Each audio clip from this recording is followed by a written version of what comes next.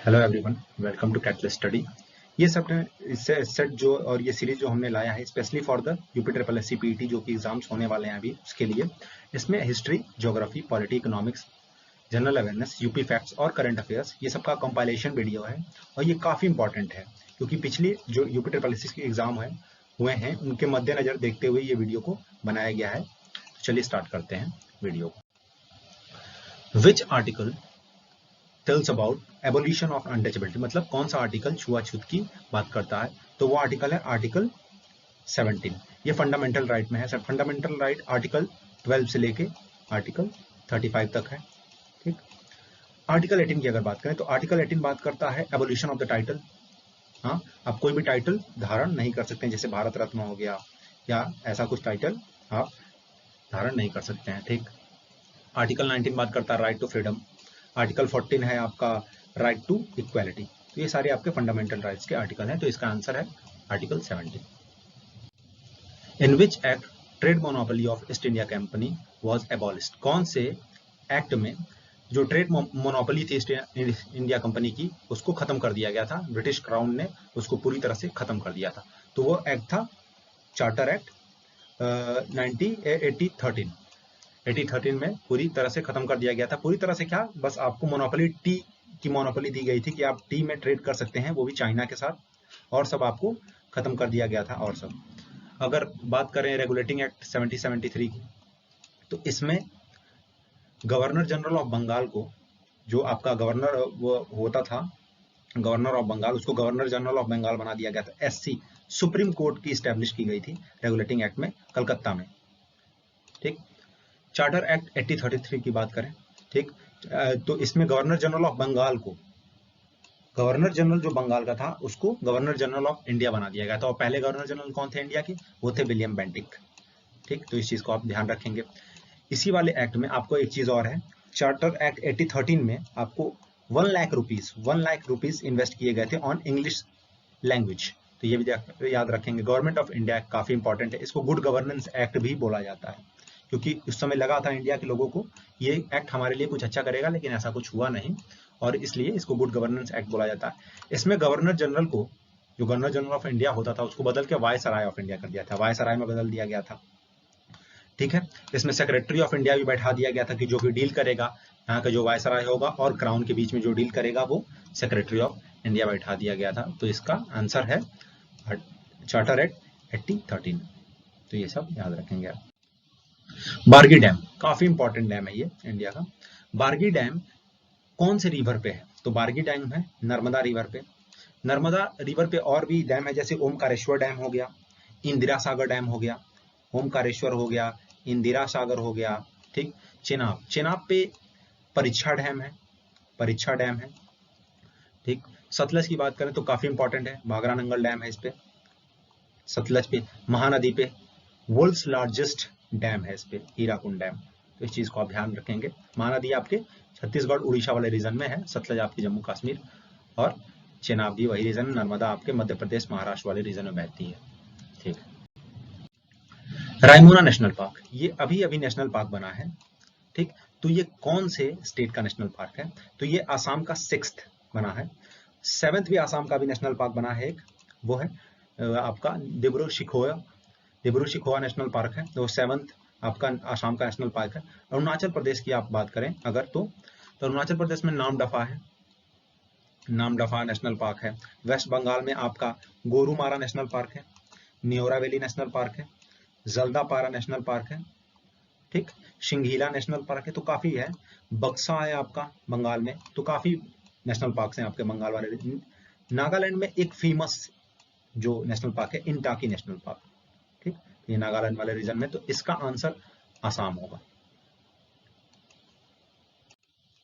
Rishikesh is famous for which production, किसके लिए, किसके उत्पाद के लिए ऋषिकेश जो है ये उत्तराखंड में है, ये किसके उत्पाद के लिए फेमस है, तो ये है एंटीबायोटिक्स। एंटीबॉडी लिखा है यहाँ पे, लेकिन ये है एंटीबायोटिक्स के लिए, एंटीबायोटिक्स के लिए ये फेमस है ऋषिकेश। एल्युमिनियम की अगर बात करें तो एल्युमिनियम के लिए आपका सोनभद्र का रेणुकूट फेमस है, नालको वहां पे है। स्पोर्ट्स गुड्स कहाँ पे बनते हैं, तो ये है मेरठ, मेरठ यूपी का रीजन जो है वहां पे स्पोर्ट्स गुड्स काफी बनाए जाते हैं। लॉक्स, ताले की अगर बात करें तो अलीगढ़ फेमस है ताले के लिए, तो इस चीज को आप ध्यान रखेंगे। तो ऋषिकेश का है एंटीबॉडीज बनता है ऋषिकेश में, तो इसका आंसर एंटीबॉडीज होगा। विच mineral is majorly found in India? Which mineral is majorly found in UP, not India, UP. Limestone है इसका आंसर। लाइमस्टोन काफी पाया जाता है यूपी में, और इसके साथ साथ डोलोमाइट भी है जो कि यूपी में पाया जाता है। कोल की अगर बात करें तो कोल का मेजर रीजन है छत्तीसगढ़ और झारखंड, जो छोटा नागपुर प्लेटी वाला रीजन है, वहां पे कोल मिलता है। मार्बल्स की बात करें तो मार्बल काफी मिलता है राजस्थान के सांबर लेक जो है उसके पास। संगमरमर राजस्थान से ही आता है सांबर लेक के पास से, जिससे आपका ताजमहल बना है, आपका विक्टोरिया मेमोरियल है कोलकाता का। लिग्नाइट, ये काफी इंपॉर्टेंट है, लिग्नाइट आपका तमिलनाडु वाले रीजन में मिलता है ज्यादा, तो इसका आंसर होगा limestone. Who was the founder of Alai Darwaza? Alai दरवाजा किसने बनवाया है? तो एक बहुत ही क्या मतलब काफी फेमस रूलर थे, अलाउद्दीन खिलजी। अलाउद्दीन खिलजी ने अलाई दरवाजा बनवाया है न्यू दिल्ली में। और इनका एक फेमस और है सीरी का किला भी न्यू दिल्ली में ही है। कुतुबुद्दीन ऐबक की बात करें तो इन्होंने बनवाया है कुतुब मीनार इन्होंने बनवाया है, और अढ़ाई दिन का झोपड़ा कहाँ पे है? अजमेर में है, और कुतुब मीनार दिल्ली में है। कुली कुतुब शाह, इनका फेमस है चार मीनार जो हैदराबाद में है वो कुली कुतुब शाह ने बनवाया है। और हैदराबाद किस रिवर पे है? तो वो है मूसी रिवर पे, इसको भी आप ध्यान रखेंगे। इब्राहिम शाह शकरी, ये जौनपुर के रूलर थे, जौनपुर के, इन्होंने बनाया अटाला मस्जिद काफी पूछा जाता है एग्जाम में, अटाला मस्जिद जो कि जौनपुर में है, तो इब्राहिम शाह शकरी, तो इसका आंसर होगा Alauddin Khilji. Who was the founder of आत्मीय सभा के संस्थापक कौन थे? तो वो थे राजा राम मोहन रॉय। ठीक, राजा राम मोहन राय आपके ब्रह्म समाज के भी संस्थापक थे। दयानंद सरस्वती की बात करें तो आर्य समाज दयानंद सरस्वती ने बनाई। दयानंद सरस्वती का एक फेमस डायलॉग है, बैक टू वेदास बोला था दयानंद सरस्वती ने, वेदों की ओर लौटो। ज्योतिबा फुले ने बनाई थी आपकी सत्य शोधक समाज ज्योतिबा फुले का है। देवेंद्रनाथ टैगोर तत्वबोधनी सभा इन्होंने बनाई थी, देवेंद्रनाथ टैगोर, तो इसका आंसर होगा Raja Ram Mohan Roy. Who is known as the frontier Gandhi किसको बोला जाता है? तो वो बोला जाता है खान अब्दुल गफर खान को। इनको रेड शर्ट्स भी के नाम से भी इनको बहुत वो जाना जाता था, क्योंकि वो काफी रेड शर्ट पहनते थे। फ्रंटियर गांधी, इन्होंने सिंध वाले रीजन में काफी ज्यादा गांधी के विचारों को बढ़ाया था। लाला लाजपत राय की बात करें तो लाला लाजपत राय को पंजाब केसरी बोला जाता है, पंजाब केसरी। राजेंद्र प्रसाद को बोला जाता है देश रत्न और अजात शत्रु, दो नाम है इनके, काफी फेमस हैं। सीआर दास को देश बंधु भी बोला जाता है, तो इसका आंसर होगा खान अब्दुल गफर खान, जिसको फ्रंटियर गांधी बोला जाता है। एटकेमा डेजर्ट कौन से कॉन्टिनेंट में है? तो एटकेमा डेजर्ट है अफ्रीका में है, यहाँ पे सहारा भी है। एशिया की बात करें, एशिया में काफी फेमस है, इंडिया में ही है, इंडिया और सिंध वाले जो रीजन है, इंडिया पाकिस्तान वाले रीजन में, वो है थार डेजर्ट। ये मोस्ट पॉपुलेटेड डेजर्ट है वर्ल्ड का, सबसे ज्यादा पॉपुलेशन यहाँ पे रहती है, पॉपुलेटेड नहीं, मोस्ट पॉपुलेटेड डेजर्ट है वर्ल्ड का, सबसे ज्यादा पॉपुलेशन। साउथ अमेरिका में भी एक डेजर्ट है, जैसे ऑस्ट्रेलिया में अगर बात करें तो विक्टोरिया है। ठीक, तो ये सब सारी चीजें आप ध्यान रखेंगे। Who is the CEO of NITI Aayog? NITI Aayog के सीईओ कौन है? तो नीति आयोग के सीईओ हैं अमिताभ कांत। ठीक है। राजीव कुमार नीति आयोग के वाइस चेयरमैन और नरेंद्र मोदी आप नीति आयोग के चेयरमैन है। जो प्राइम मिनिस्टर होता है, कोई भी प्राइम मिनिस्टर, वो एक्स ऑफिशियो होता है, नीति आयोग का वो चेयरमैन होगा ही होगा, क्योंकि प्लानिंग कमीशन में भी यही था, प्लानिंग कमीशन को ही बदल के नीति आयोग बनाया गया, और प्लानिंग कमीशन का भी चेयरमैन प्राइम मिनिस्टर ही होता था। एस रमन की बात करें तो एस रमन अभी सिडबी के चेयरमैन बनाए गए हैं, और सिडबी की हेडक्वार्टर कहाँ है? वो है लखनऊ में, तो आप चीज को ध्यान रखेंगे। अमिताभ कांत सीईओ हैं नीति आयोग के। वर्ल्ड पॉपुलेशन डे हम किस दिन ऑब्जर्व करते हैं? कौन सा दिन है वो? तो वो है 11 जुलाई को हम वर्ल्ड पॉपुलेशन डे मनाते हैं, विश्व जनसंख्या दिवस मनाते हैं। 12 जुलाई को हम मलाला डे 22 अप्रैल की बात करें तो इस दिन हम लोग वर्ल्ड अर्थ डे एंड 28 फरवरी को हम लोग नेशनल साइंस डे मनाते हैं सीवी रमन जी के बर्थ एनिवर्सरी पे। तो इसका आंसर होगा 11 जुलाई। Headquarter of world economic forum. World economic forum का हेडक्वार्टर कहाँ पे है? तो वर्ल्ड इकोनॉमिक फोरम का हेडक्वार्टर है जिनीवा में। जिनीवा में आपके और भी हेडक्वार्टर्स हैं, जैसे डब्ल्यूएचओ के हैं, डब्ल्यूटीओ वर्ल्ड ट्रेड ऑर्गेनाइजेशन के हेडक्वार्टर्स भी हैं। आप डब्ल्यूटीओ दो हैं, आप काफी आदमी कंफ्यूज करता है, एक वर्ल्ड ट्रेड ऑर्गेनाइजेशन है, एक है वर्ल्ड टूरिज्म ऑर्गेनाइजेशन। तो वर्ल्ड टूरिज्म ऑर्गेनाइजेशन जो है वो है मैड्रिड स्पेन में, तो इसको आप कंफ्यूज नहीं करेंगे। न्यूयॉर्क में यूनिसेफ के हेडक्वार्टर्स हैं, यूनिसेफ के। लियोन फ्रांस में है ये लियोन, यहाँ पे आपके इंटरपोल के हेडक्वार्टर्स हैं। और द हेग में तो आप काफी लोग जानते भी होंगे, the international court of justice, जो कि नीदरलैंड में है। तो इस चीज को आप ध्यान रखेंगे, वर्ल्ड इकोनॉमिक फोरम जिनीवा में है। Who won men Italian open, किन्होंने इटालियन ओपन को जीता है 2021 में? तो वो है राफेल नडाल ने इटालियन ओपन को जीता है नोवाक जोकोविच को हरा के। अगर इनकी बात करें तो नोवाक जोकोविच ने ऑस्ट्रेलियन ओपन जीता, ऑस्ट्रेलियन ओपन को नोवाक जोकोविच ने जीता। Mark Selby world snooker champion बने हैं 2021 में, वर्ल्ड स्नूकर चैंपियन बने हैं मार्क सेल्बी, तो इसको आप ध्यान रखेंगे। रोजर फेडरर भी आपके टेनिस के काफी फेमस खिलाड़ी हैं। In which year Indian constitution first time amended, कौन से साल में पहली बार इंडियन कॉन्स्टिट्यूशन को बदला गया था, चेंज उसमें बदलाव लाए गए थे? तो वो था 1951, फर्स्ट टाइम अमेंडमेंट हुआ था इंडियन कॉन्स्टिट्यूशन में, और इसमें 9th शेड्यूल को ऐड किया गया था इंडियन कॉन्स्टिट्यूशन में। अगर 1976 की बात करें तो इस साल 42nd अमेंडमेंट हुए थे, ठीक है।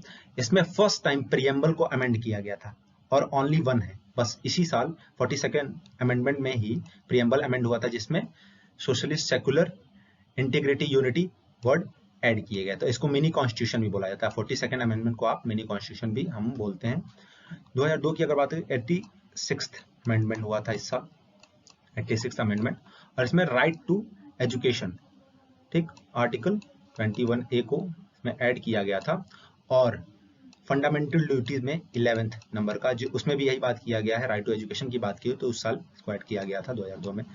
1992 73rd अमेंडमेंट हुए थे पंचायती राज वाले, तो इस चीज को आप ध्यान रखेंगे। तो इसका आंसर होगा 1951। What is the capital of Sweden, Sweden की राजधानी कौन है? तो स्वीडन की राजधानी है स्टॉकहोम है स्वीडन की।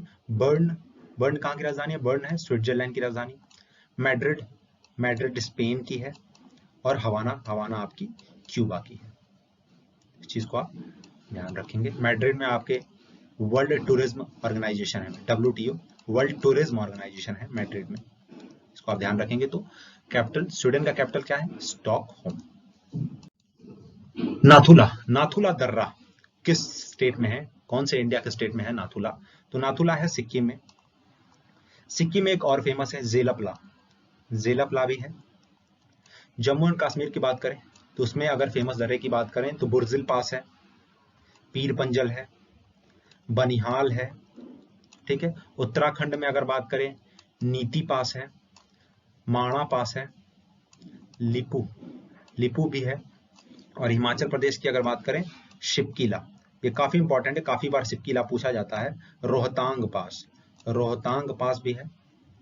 शिपकिला दर्रे से सतलज निकलती है, सतलज रिवर आती है, मानसरोवर से आती है, वो शिपकिला दर्रे से निकलती है। तो इस चीज को आप ध्यान रखेंगे। नाथुला कहाँ पे है?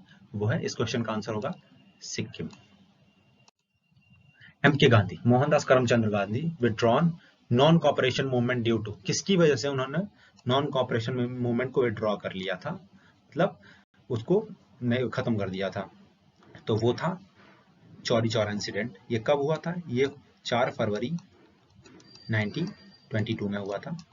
ये गोरखपुर में एक जगह है चौरी चौरा, जहाँ पे जो ब्रिटिश ऑफिसर्स थे उनको, मतलब लगभग 24 ऑफिसर्स को जला दिया गया था, जिसकी वजह से महात्मा गांधी ने नॉन कॉपरेशन मूवमेंट को, असहयोग आंदोलन को वापस ले लिया था क्योंकि वो अहिंसा के विरोधी थे। चिटागोंग आर्मरी रेड, ये सूर्य सेन ने किया था, आर्मरी रेड किया था मतलब लूटा था हथियारों को। काकोरी कांड काफी फेमस है। राम प्रसाद बिस्मिल, ये 1925 में हुआ था, ट्रेन को लूट ली थी लखनऊ के पास। जलियांवाला बाग 13 अप्रैल 1999, तो ये चीज काफी इंपॉर्टेंट है। काकोरी कांड, राम प्रसाद बिस्मिल का एक फेमस डायलॉग भी है,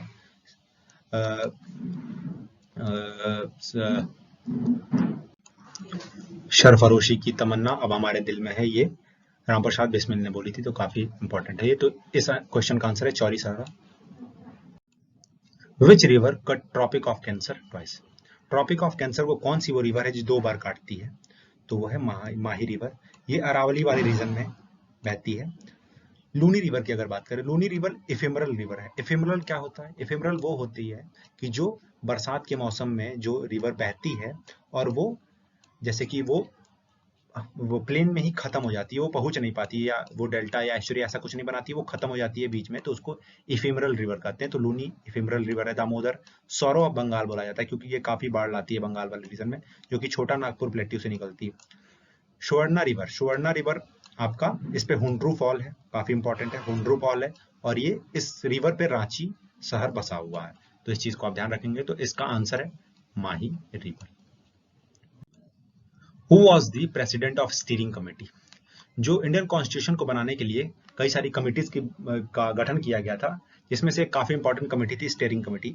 तो वही पूछा है कि आप स्टीयरिंग कमेटी के प्रेसिडेंट कौन थे, किसको बनाया गया था स्टीयरिंग कमेटी के प्रेसिडेंट? तो वो थे राजेंद्र प्रसाद।